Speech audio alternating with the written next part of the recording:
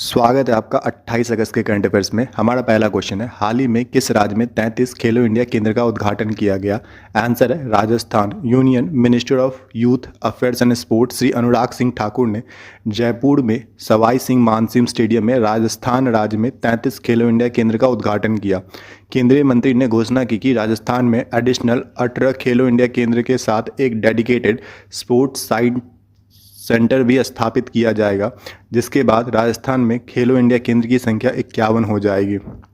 यह भी घोषणा की गई कि खेलो इंडिया केंद्र के बीच प्रतियोगिताएं आयोजित की जाएंगी, जबकि कोचिंग द कोच कार्यक्रम को खेलो इंडिया केंद्र तक बढ़ाया जाएगा। हमारा दूसरा क्वेश्चन है, किस राज्य ने एम्प्लॉय एक्टिविटी में ट्रांसपेरेंसी लाने के लिए मानव संपदा पोर्टल को लॉन्च किया? आंसर है उत्तर प्रदेश। उत्तर प्रदेश सरकार ने यूपी के सभी 74 विभागों के सभी अधिकारियों और कर्मचारियों के काम को ट्रांसपेरेंसी सुनिश्चित करने के लिए इस पोर्टल को लॉन्च किया। पोर्टल का संचालन की देखरेख और प्रबंधन के लिए पर्सनल डिपार्टमेंट के भीतर एक नया प्रभाग स्थापित किया जाएगा। नेशनल इंफॉर्मेटिक्स सेंटर साइबर सुरक्षा सुनिश्चित करने के लिए पोर्टल की सुरक्षा की निगरानी करेगा। 1 अक्टूबर 2023 तक कार्मिकों का सर्विस डिटेल पोर्टल पे अपडेट किया जाएगा। इस सर्विस डिटेल में joining, dismissals, leave management, merit based online transfer system, annual appraisal report management और सैलरी विड्रॉल जैसी जानकारियां शामिल होंगी।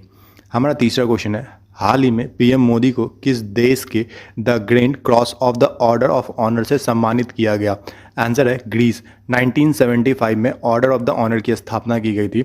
ग्रीस यह ऑनर उन्हें प्रदान करता है जिन्होंने विशिष्ट पदों पर रहते हुए ग्रीस की स्थिति को आगे बढ़ाने में योगदान दिया है। यह पुरस्कार नरेंद्र मोदी को प्रदान किया गया, जो 4 दशकों से ग्रीस के दौरा करने वाले पहले भारतीय प्रधानमंत्री हैं। नरेंद्र मोदी यह सम्मान पाने वाले first foreign head of the government भी हैं। हमारा चौथा क्वेश्चन है, किस राज्य ने राज्य भर में सरकारी स्कूलों में ब्रेकफास्ट स्कीम शुरू की? आंसर है तमिलनाडु। राज्य के मुख्यमंत्री एम.के. स्टालिन ने नागपट्टिनम जिले में थिरुकुल्वाई के एक पंचायत स्कूल में इस योजना का उद्घाटन किया। इसे कक्षा 1 से 5 तक पढ़ने वाले 17 लाख से अधिक विद्यार्थियों को लाभ मिलेगा। तमिलनाडु में मध्याह्न भोजन योजना 1956 में लागू की गई थी। योजना का उद्देश्य सरकारी स्कूलों में नामांकन को बढ़ावा देना है। 2022 में नाश्ता योजना का पहला चरण शुरू होने के बाद उपस्थिति 40% बढ़ गई थी। यह योजना शुरुआत में 1545 सरकारी विद्यालयों में शुरू हुई थी, लेकिन अब इसे राज्य के सभी सरकारी स्कूलों में लागू कर दिया गया है।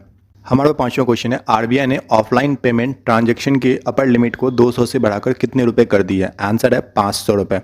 आरबीआई ने payment and settlement system act 2007 की धारा 18 के तहत ऊपरी सीमा बढ़ाने का निर्देश जारी किया। हालांकि पेमेंट ट्रांजैक्शन पर ऑनलाइन लेनदेन की कुल सीमा 2000 बनी हुई है। हमारा छठा क्वेश्चन है, किस राज्य ने पंचायती राज संस्थानों का ऑनलाइन प्लेटफॉर्म लॉन्च किया? आंसर है गुजरात। पारदर्शिता सुनिश्चित करने के लिए राज्य सरकार ने एक नया सॉफ्टवेयर लॉन्च किया, जो राज्य में पंचायती राज संस्थानों के लिए ऑनलाइन भुगतान अनिवार्य कर देगा, जिससे चेक ठेकेदारों और विक्रेताओं की प्रथा समाप्त हो जाएगी। इस ऑनलाइन प्लेटफॉर्म का नाम प्रेज है। प्रेज राज्य पंचायत विभाग के प्रशासन को कागज रहित और अधिक प्रभावी बनाएगा। हमारा सातवां क्वेश्चन है, डिफेंस एक्विजिशन काउंसिल ने भारतीय सशस्त्र बलों के लिए कितने करोड़ के प्रस्ताव को मंजूरी दी? आंसर है 7800 करोड़ रुपए। डिफेंस एक्विजिशन काउंसिल ने मशीनीकृत पैदल सेना और बख्तरबंद रेजिमेंट के लिए एक ग्राउंड आधारित स्वायत्त प्रणाली की खरीद के लिए यह मंजूरी दे दी, जो मानव रहित रेलगाड़ी, गोला बारूद, ईंधन और पुर्जों की रसद डिलीवरी और युद्ध पे मैदान पर कैजुअलिटी एवैक्यूएशन के विभिन्न कार्यों को सक्षम करेगा। हमारा आठवां क्वेश्चन है, हाल ही में भारतीय नेवी के वॉरशिप आईएनएस विशाखापत्तनम ने किस देश की सफल यात्रा संपन्न की? आंसर है कुवैत। इस यात्रा का उद्देश्य दोनों देश की नौसेना बलों के बीच सहयोग बढ़ाना और सर्वोत्तम प्रथाओं का आदान प्रदान करना है। हमारा 9वां क्वेश्चन है, किस कंपनी ने वर्ल्ड स्ट्रॉन्गेस्ट डेयरी ब्रांड का दर्जा प्राप्त किया? आंसर है Amul. Brand finance food and drink report 2023 में अमूल को दुनिया का सबसे मजबूत डेयरी ब्रांड का दर्जा दिया गया। रिपोर्ट सबसे strongest and most valuable food, dairy and non alcohol beverage brand का मूल्यांकन और रैंकिंग करती है। अमूल को न केवल विश्व स्तर पर सबसे मजबूत डेयरी ब्रांड के रूप में स्थान दिया गया, बल्कि प्रसिद्ध अमेरिकी चॉकलेट ब्रांड हर्शे के बाद इसे दुनिया भर में दूसरा सबसे मजबूत खाद्य ब्रांड का दर्जा भी दिया गया है। अमूल ब्रांड को दुनिया के 5000 ब्रांडों में से शीर्ष 30 सबसे मूल्यवान खाद्य ब्रांडों का भी दर्जा दिया गया है।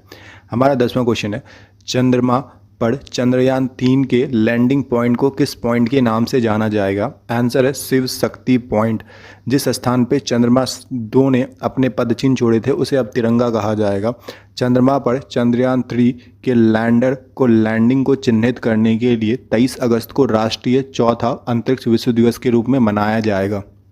हमारा 11वां क्वेश्चन है, किस सोशल मीडिया कंपनी ने सीमलेस M4T नाम से multilingual AI translation and transcription model launch किया? आंसर है मेटा। यह speech to text, speech to speech, text to speech and text to text translation जैसे कार्य कर सकता है। यह लगभग 100 भाषाओं को सपोर्ट करता है और डाइवर्स लिंग्विस्टिक नीड के लिए speech recognition, translation and synthesis की सुविधा प्रदान करता है।